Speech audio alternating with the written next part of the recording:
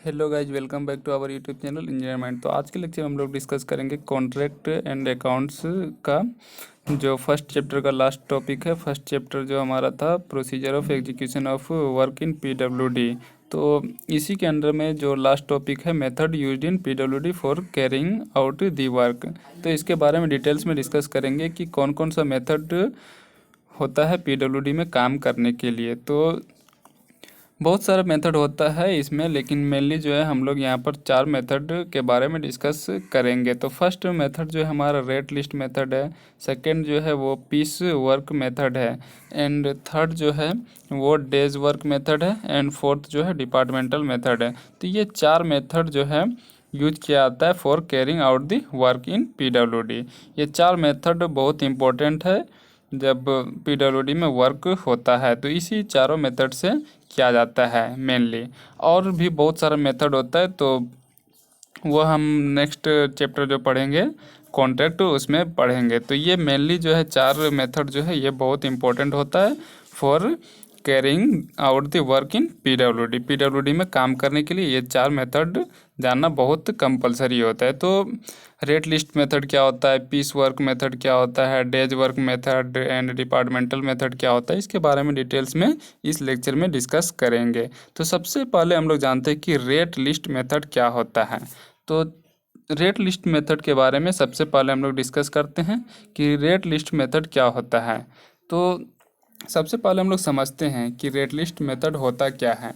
तो छोटे से छोटे वर्क करने के लिए जो छोटा छोटा वर्क होता है उसमें हम लोग क्या करते हैं, रेट लिस्ट मेथड का यूज करते हैं।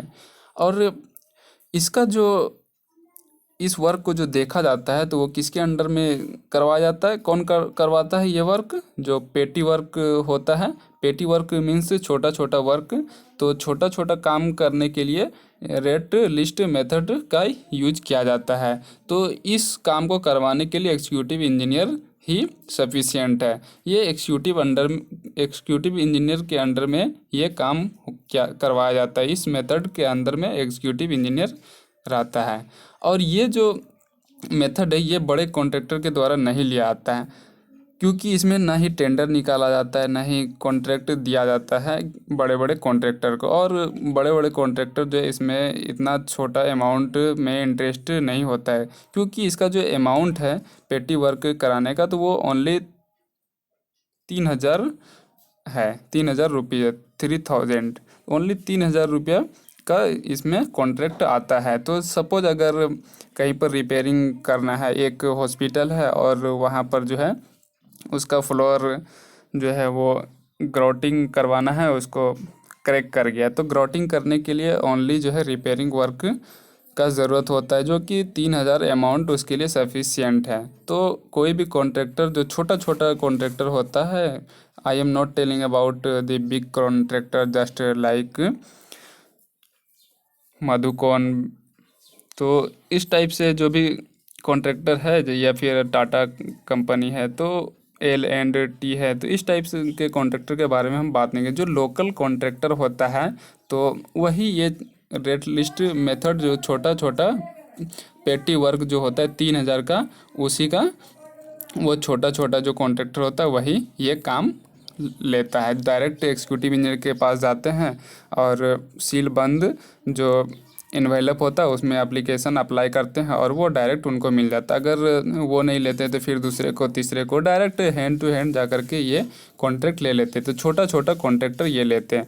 ऐसा नहीं है कि मधुकोन कंपनी आ गई या दिलीप बिल्डकॉन आ गया या फिर अशोका बिल्डकॉन आ गया, तो वो सब इतना छोटा छोटा पेटी वर्क्स के लिए, ये छोटा अमाउंट के लिए वो लोग इंटरेस्टेड नहीं होता है। जो लोकल कॉन्ट्रैक्टर होता है छोटा, जो कि 5,000 10,000 तक काम करवा सकता है, तो वो ये 3,000 के कॉन्ट्रैक्ट के लिए इंटरेस्टेड होता है। तो इस मेथड में वही इंटरेस्ट होता है। तो इस मेथड में जो है एग्जीक्यूटिव इंजीनियर डायरेक्ट कोई भी कॉन्ट्रैक्टर डायरेक्ट जा कर के अप्लाई कर देता है सील बंद इन्वेलप में और उसको कॉन्ट्रैक्ट मिल जाता है। इसमें जो है कोई टाइम का लिमिटेशन नहीं होता। लेकिन और सब जो मेथड होता है जो कॉन्ट्रैक्ट करने का, तो उसमें टाइम का जो लिमिटेशन होता है, सपोज अगर आप लोग गए होंगे जमशेदपुर, तो वहाँ पर जो है मधुकोन कंपनी बना रही थी रांची से टाटा तक का नेशनल हाईवे NH 33। तो उसका टाइम लिमिट था, लेकिन वो अपने टाइम पर कंप्लीट नहीं कर पाया प्रोजेक्ट, तो उससे छीन लिया गया कि आप इस प्रोजेक्ट करने के लिए एलिजिबल नहीं है, you are not eligible for this project. तो इसी टाइप से इसमें जो है रेट लिस्ट मेथड में कोई टाइम लिमिट नहीं होता है, इसका कोई लिमिटेशन नहीं होता टाइम का। तो और ये एग्जीक्यूटिव इंजीनियर डायरेक्ट डील कर लेता है कि किस कॉन्ट्रैक्टर को देना है।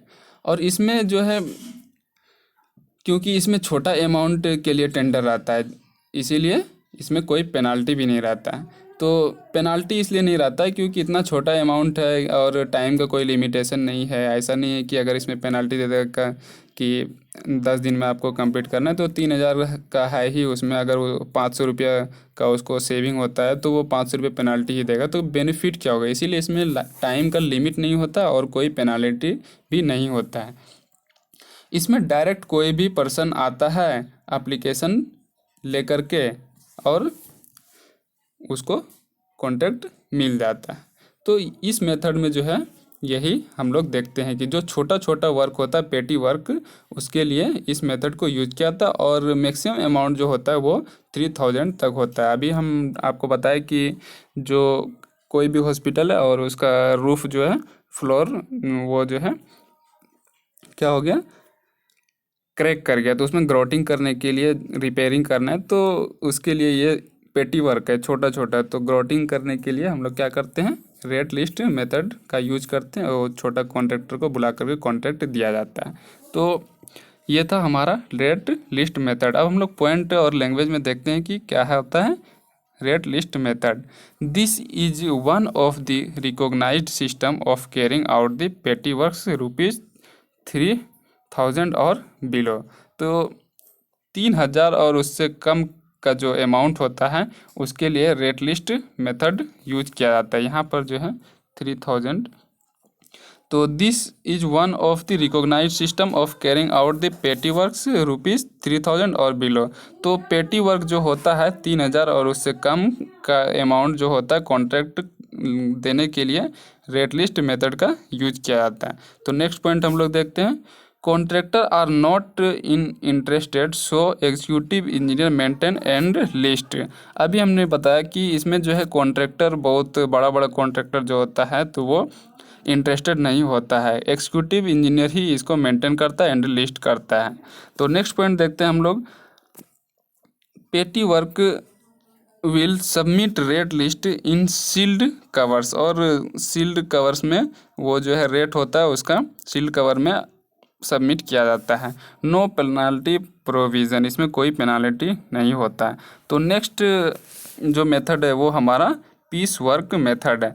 पीस वर्क मेथड क्या होता है, पीस मीन्स एक बड़ा वर्क है और उसका छोटा छोटा काम है।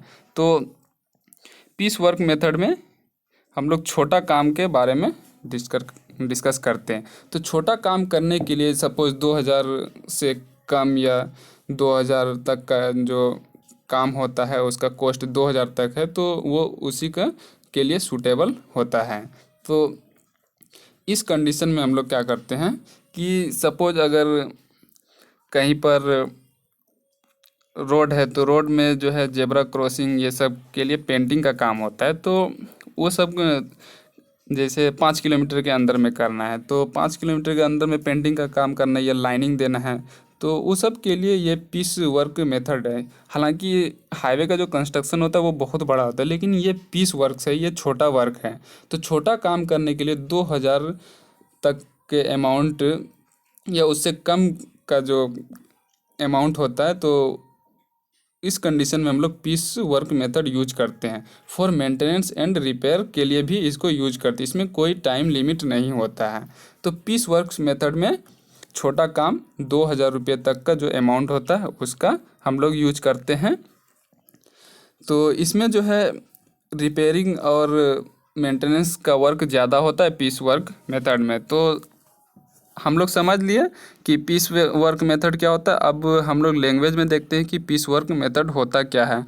तो पहला जो पॉइंट है हमारा वो देखते हैं। Piece work is the agreement which involve the payment for the work done at a agreed rate. जो एग्रीड रेट है उसके लिए ये किया जाता है पीस वर्क, पेमेंट जो किया जाता है एग्रीड वर्क का। ऐसा नहीं है कि अमाउंट जो खर्च होगा वो 2100 रुपया और जो कॉन्ट्रैक्ट है वो 1900 रुपया का, तो इस टाइप से नहीं होना चाहिए। एग्री होना चाहिए दोनों के बीच में, कॉन्ट्रैक्टर एंड जो डिपार्टमेंट है उसके बीच में एग्री होना चाहिए। तो नेक्स्ट पॉइंट है small works costing up to ₹2000 are executed by this method. तो स्मॉल वर्क्स अभी हम डिस्कस किए कि स्मॉल वर्क का जो कॉस्ट होता है वो अप टू 2000 इसमें एग्जीक्यूट किया जाता है। तो next point, this method is suitable for maintenance and repair works. तो ये मेथड जो है मेंटेनेंस एंड रिपेयर्स के लिए ज़्यादातर किया जाता है, और इसमें जो है इस मेथड में कोई टाइम का लिमिटेशन नहीं होता है। तो आपको समझ में आ गया कि पीस वर्क मेथड क्या होता है। जो 2000 से कम या 2000 तक का अमाउंट होता है, कॉन्ट्रैक्ट होता है, जैसे कहीं पर हाईवे है और उसमें लाइनिंग करना है, तो जेब्रा क्रॉसिंग को लाइनिंग करना है, तो उसमें तो वर्क, कंस्ट्रक्शन वर्क जो है हाईवे का बहुत ज़्यादा है, लेकिन ये पीस वर्क है, ये छोटा वर्क उसी के अंडर में एक पार्ट है उसका कंस्ट्रक्शन का। तो उसी टाइप से वर्क में ये पीस वर्क मेथड यूज किया जाता है। तो आगे जो है हम लोग पढ़ेंगे, डिस्कस करेंगे, वो डेज वर्क मेथड है। तो डेज वर्क मेथड क्या होता है? डेज वर्क से ही समझ में आ रहा है कि एक दिन का जो काम होता है उसमें कितना मटेरियल खर्च होता है, कितना लेबर कॉस्ट आ रहा है, तो ये सब के बारे में डेज वर्क मेथड में डिस्कस किया जाता है। एक डे में कितना वर्क हुआ, कितना मटेरियल यूज हुआ, कितना लेबर कॉस्ट हुआ, इसके बारे में इस मेथड में डिस्कस करते हैं हम लोग। तो डेज वर्क मेथड में सपोज कोई काम हो रहा है, तो अगर एक दिन में वो 2000 का ब्रिक्स अटैच कर देता है वॉल में, 2000 ब्रिक्स वॉल में लगा देता है, तो एक दिन में, तो उसमें कितना मटेरियल यूज हुआ, कितना लेबर कॉस्ट हुआ, तो ये सब जो है डेज वर्क मेथड में किया जाता है। तो एक दिन में जितना भी कंस्ट्रक्शन वर्क में खर्च होता है, मटेरियल में खर्च होता है, तो उसको हम लोग क्या बोलते हैं? डेज वर्क मेथड ही बोलते हैं। तो इस मेथड में हम लोग यही डिस्कस करते हैं कि एक दिन में कितना खर्च हुआ और क्या क्या मटेरियल यूज हुआ। तो अब हम लोग समझ गए, लैंग्वेज में देखते हैं। तो फर्स्ट पॉइंट हमारा है, it is a procedure of costing और valuing an item of work on the basis of actual of labours and materials required for the works. तो एक दिन में कितना मटेरियल, कितना लेबर कॉस्ट आया, कितना मटेरियल का कॉस्ट आया, तो उसके बारे में हम लोग इस मेथड में डिस्कस करते हैं, डेज वर्क मेथड में। तो नेक्स्ट पॉइंट हमारा, the selected contractors has to obtain the quantities for various materials required for the works. और जो है कॉन्ट्रैक्टर क्या करता है, सेलेक्ट करता है कि कौन सा मटेरियल देना है, इसमें कौन सा मटेरियल नहीं देना है, तो वो खुद डायरेक्ट डील कर लेता है और कंस्ट्रक्शन साइट पे पहुंचा देता है। तो नेक्स्ट पॉइंट है, after getting approval from the engineer in charge he has to purchase the materials. इस मेथड में क्या होता है कि जब एडमिनिस्ट्रेटिव अप्रूवल मिल जाता है इंजीनियर से, तो तभी वो मटेरियल का परचेज करता है। The contractor will be paid the actual cost of material supplied at the site of the work. तो डायरेक्ट जो है मटेरियल कॉन्ट्रैक्टर के द्वारा सप्लाई किया जाता है साइट पे, इस मेथड में। तो नेक्स्ट मेथड जो है हमारा वो डे टू डे वर्क, ये मेथड, नेक्स्ट मेथड जो है हमारा वो डिपार्टमेंटल मेथड है। तो अभी डेज वर्क मेथड हम लोग जो पढ़ रहे थे, तो उसी का एक पार्ट छूट गया है, तो उसके बारे में डिस्कस कर देते हैं। तो day to day account of consumption of materials is to be recorded and checked by engineer in charge. और हर एक दिन का जो अकाउंट होता है वो कंज्यूम किया आता है, कितना कंज्यूम हुआ मटेरियल्स का रिकॉर्ड किया आता है, चेक किया आता है इंजीनियर के द्वारा। तो नेक्स्ट पॉइंट है डे वर्क मेथड का contractor engages the different labours required for the work on day work shut. तो कॉन्ट्रैक्टर जो है वो इंगेज करता है कि आज हेवी काम था, बहुत ज़्यादा काम था, तो इसके लिए 10 लेबर का ज़रूरत पड़ा, तो कल से जो है 2 लेबर काम करना है। तो ये सब इंगेज जो है, जैसे किसी दिन कंक्रीटिंग हो रहा है रूफ़ का, तो उस दिन ज़्यादा लेबर का ज़रूरत पड़ता है। किसी दिन वाल का हम लोग वाल में ब्रिक का जोड़ रहे हैं, ब्रिक जोड़ रहे हैं, तो उस दिन क्या होगा, कम लेबर कॉस्ट रहेगा, मैन पावर जो होगा वो कम ज़रूरत पड़ेगा। तो वो कौन इंगेज करता है, कॉन्ट्रैक्टर इंगेज करता है। तो ये क्या है, हमारा डे वर्क मेथड है। हर एक दिन जो है काम का क्या होता है, रिकॉर्ड होता है, काम का चेक होता है, कितना काम हुआ कितना नहीं हुआ, और नेक्स्ट डे में जो होगा तो कौन सा लेबर को आना चाहिए, लेबर का मैन पावर जो है वो बढ़ना चाहिए या घटना चाहिए। हर एक दिन जो है उस पर डिसीजन लिया जाता है। तो ये था हमारा डे वर्क मेथड। तो नेक्स्ट मेथड जो है वो डिपार्टमेंटल मेथड है। डिपार्टमेंटल मेथड ये बहुत इंपॉर्टेंट मेथड है फॉर सेविंग अमाउंट कॉन्ट्रैक्टर के लिए, इसलिए कि जब हम लोग ऑर्गेनाइजेशनल स्ट्रक्चर पढ़ रहे थे तो वहाँ पर जो लेबर का ये होता था और मटेरियल का जो सप्लाई होता था, तो या तो कॉन्ट्रैक्टर करता था या तो डिपार्टमेंट करता था। तो अगर कॉन्ट्रैक्ट करता है तो उसके बीच में कोई और पर्सन आता है, इसके बाद उसको मिलता है मटेरियल, तो उसमें कॉस्ट जो है ज़्यादा लग जाता है। और डिपार्टमेंट जब खुद करता है तो वो डायरेक्ट खरीद लेता है, तो डायरेक्ट जो खरीदता है तो उसमें कॉस्ट का बचत होता है। तो कॉस्ट का जो बचत होता है, इसीलिए डिपार्टमेंटल मेथड पीडब्ल्यूडी में यूज किया जाता है। तो जो भी मटेरियल का मैनेजमेंट करना होता है वो डिपार्टमेंट डायरेक्ट करता है, या लेबर का जो अरेंज करना रहता है तो वो भी डायरेक्ट डिपार्टमेंट करता है, ताकि जो ब्रोकर होता है उससे बचा जा सके और अमाउंट को ज़्यादा से ज़्यादा अमाउंट को सेव किया जाए। तो कॉन्ट्रैक्टर को जो काम मिलता है, तो एक ये भी होता है कि डिपार्टमेंट खुद मटेरियल इंगेज करता है, लेबर इंगेज करता है, बस वो सिर्फ काम कराने का ही कॉन्ट्रैक्ट लेता है। तो डिपार्टमेंटल मेथड यही होता है। तो नेक्स्ट हम लोग लैंग्वेज में देखते हैं कि डिपार्टमेंटल मेथड क्या होता है। The special feature of this method is that eliminating the making middle man से जो है हम लोग बच सकते हैं इस मेथड में, क्योंकि डायरेक्ट जब हम लोगों को मिल जाएगा मटेरियल एंड लेबर, तो मिडिल मैन का इसमें कोई ज़रूरत नहीं रहेगा, और जो कॉस्ट होगा उससे उसमें ज़्यादा कॉस्ट खर्च नहीं होगा, क्योंकि मिडिल मैन जो होगा वो भी कुछ कॉस्ट अपना रख लेते हैं। सपोज अगर हमको एग्रीगेट लाना है, तो एग्रीगेट का 1 CFT का 100 CFT का जो है, तो वो अगर 5,000 रुपया लग रहा है, तो अगर मिडिल मैन के थ्रू मंगवाएंगे तो क्या होगा, 6,000 लगेगा, तो 1,000 का हमको लॉस हो रहा है। तो इस कंडीशन में हम लोग डिपार्टमेंटल मेथड यूज करते पीडब्ल्यूडी में। तो नेक्स्ट पॉइंट है, in this method the department purchases the material directly from the supplier and engage the labours on the daily wages. तो NMR, तो डेली वेजेज जो है उस पर मटेरियल सप्लाई करवाता है कौन, डिपार्टमेंट। तो नेक्स्ट पॉइंट हम लोग देखते हैं, by this method of execution of work the profit of the contractor can be saved. तो कॉन्ट्रैक्टर का जो प्रॉफिट होता है वो बहुत ज़्यादा सेविंग होता है, बहुत ज़्यादा बच जाता है। डिपार्टमेंट अगर उसको लेबर एंड मटेरियल का इंगेज करा देती है तो वो मिडिलमैन से बच जाता है, मिडिलमैन का जो कॉस्ट होता है वो बच जाता है, उसका जो चार्ज होता है उससे बच जाता है। तो इसीलिए जो है हम लोग डिपार्टमेंटल मेथड यूज करते हैं पीडब्ल्यूडी में।